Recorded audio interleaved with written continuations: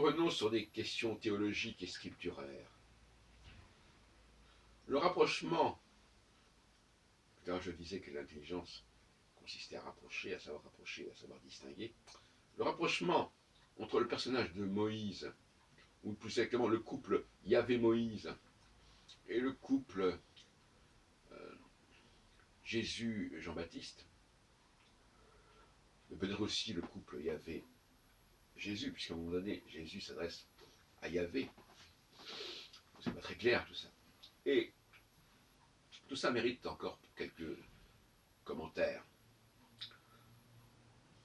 D'abord, le premier commentaire, c'est évidemment de se demander si le christianisme n'est pas une sorte de copie conforme du judaïsme au niveau des signifiants, quitte à interpréter ces signifiants différemment.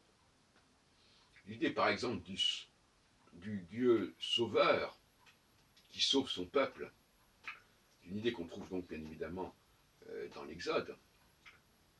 Yahvé vient sauver son peuple, esclave, prisonnier, asservi en Égypte, et il va le conduire, il va l'amener à partir. Vous connaissez la fameuse formule, les Gospels, let my people go, les Negro Spirituals.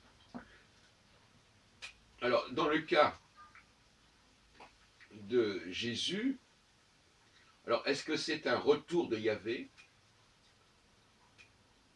Est-ce que, à nouveau, le scénario n'est pas celui de Yahvé qui vient à nouveau à la rescousse, au secours de son peuple? Parce que ça se déroule quand même en plein milieu juif, qu'on le veuille ou non. Et c'est presque, on dirait, une deuxième saison, puisque dans un premier temps, Yahvé libère son peuple d'Égypte, et ensuite, dans cette terre promise, ce peuple se trouve à nouveau asservi. Il faut que cette terre n'est pas sanctuarisée à ce point-là. Et donc Yahvé serait obligé de revenir sauver son peuple. Bon, c'est une lecture qui est intéressante, et qui est une lecture juive et non pas chrétienne. Et le christianisme aurait instrumentalisé ce parallèle en le comprenant autrement. Alors on entend dans Luc et Matthieu des formules du genre oui, Jésus est venu sauver les Juifs, puisqu'il est le roi des Juifs, de leur péché. Et on n'est plus dans le sorti d'Égypte, sauvé d'Égypte. On n'est même pas dans l'idée de se faire sortir les Juifs de Palestine, puisque c'est leur terre. On les fait sortir de leur péché.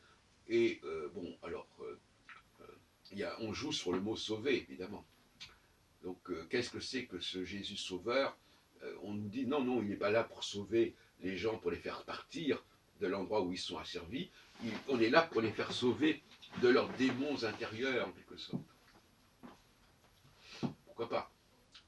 Et, alors on pourrait dire aussi, bon, je me fais un peu l'avocat du diable, on pourrait dire aussi que, à la suite de l'arrivée de Jésus, il y a un exode qui est provoqué par la chute du second temple en 70 de l'ère chrétienne, si tant est que ces chiffres sont valables, exactement, enfin à 2 ou 3 ans près. Et alors on pourrait dire, oui, ils sont partis, ils se sont dispersés. Bon, ça pourrait se discuter de ce parallèle. Alors il y a des parallèles qui sont heureux, des parallèles qui sont moins heureux. Celui-là, je ne pense pas que... Alors, la question qui se pose, en fin de compte, c'est de savoir si il y a la même réalité historique dans les deux cas. En tout état de cause, Moïse déclare qu'il est envoyé par Yahvé pour sauver les Hébreux d'Égypte.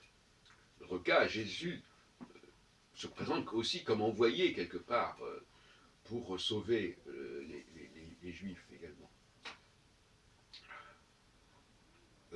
C'est une affaire proprement juive.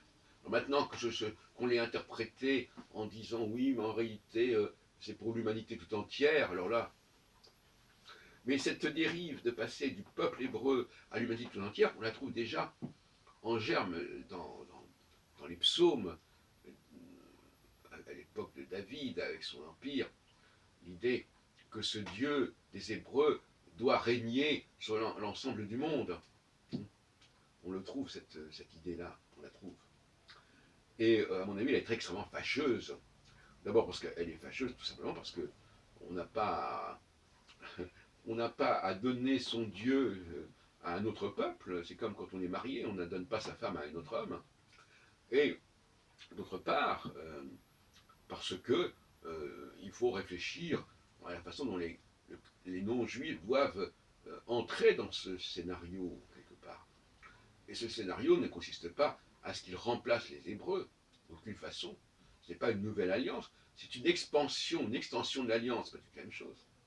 C'est-à-dire que, quelque part, il est bon de se demander comment les Hébreux, qui s'intéressent à leur propre structure, comment ils sont perçus de l'extérieur et quel rapport avec l'extérieur ils peuvent avoir.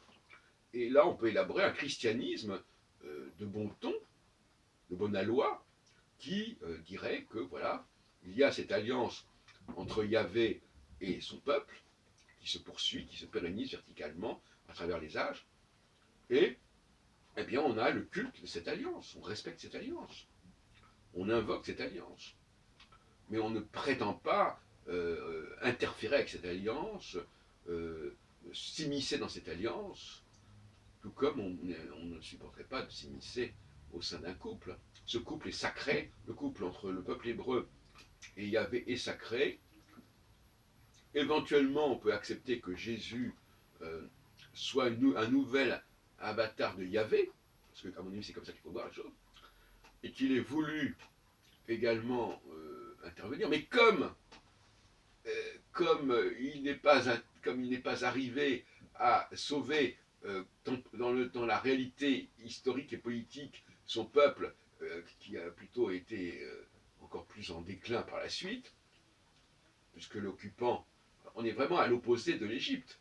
Dans l'Égypte, le peuple a pu se libérer de l'emprise de Pharaon, et au contraire, en Palestine, le peuple hébreu s'est trouvé anéanti, et anéanti par les Romains, avec, comme on l'a dit, la destruction du temple de Jérusalem. Donc le résultat est strictement inverse. Il est exactement inverse. Alors, bon, maintenant on va nous dire oui, mais en réalité il n'était pas venu pour sauver le peuple hébreu, il est là pour les sauver de leurs péchés, de leurs erreurs. Bon, on joue sur les mots, il faut dire les choses comme elles sont. Voilà ce que je dirais pour l'instant.